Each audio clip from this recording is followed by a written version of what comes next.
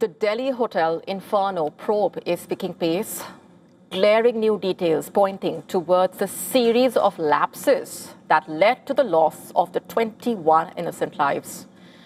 But this is not just a story of alleged negligence. It's also a story of loss that is almost impossible to comprehend.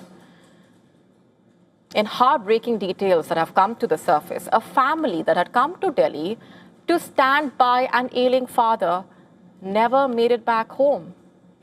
They lost their lives. Vivek Agarwal, a chartered accountant who hails from Gurugram, had traveled to the national capital to visit his father, who was undergoing treatment at a hospital. Accompanying him were his wife, his 2 young daughters, 4 other family members.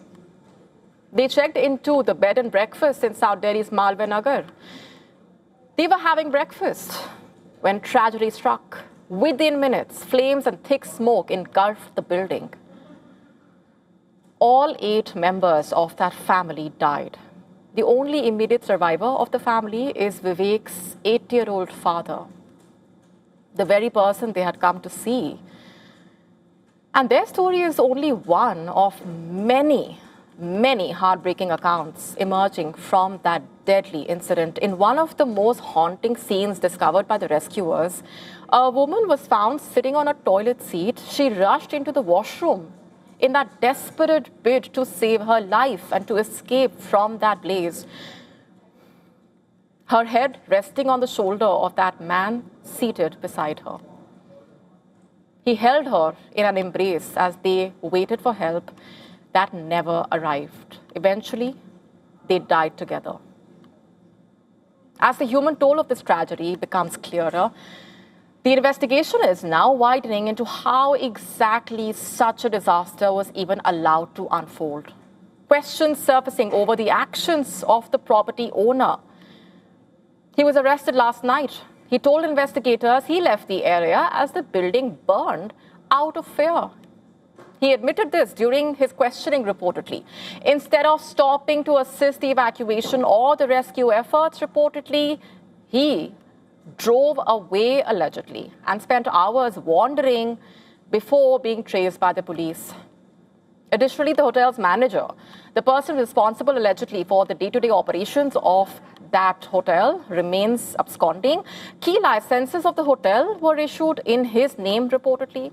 Delhi police teams have been deployed to track him down as of now. Investigators are also uncovering more series of details, in fact, preliminary findings suggesting reportedly that many of the victims did not die from burns. Instead, they succumbed to suffocation and smoke inhalation. Windows and glass panels were found to be completely sealed, leaving no route for heat or smoke to escape.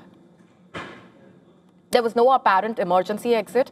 Ventilation was inadequate. Rescuers reportedly lost critical minutes just trying to open the entry point, reportedly.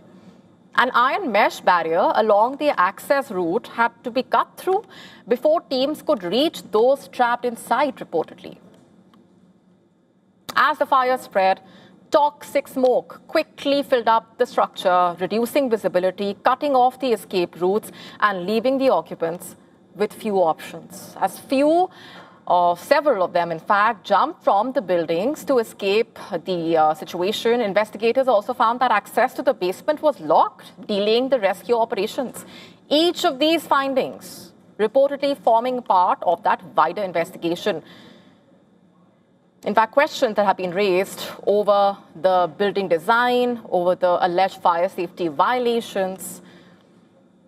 For now, several questions surfacing. How did a building meant to house guests turn into a death trap of this scale? Why were critical escape routes blocked or missing? The Delhi government has announced a city-wide crackdown would be launched against illegal properties, unauthorized guest houses, establishments operating in violation of fire safety norms and building bylaws.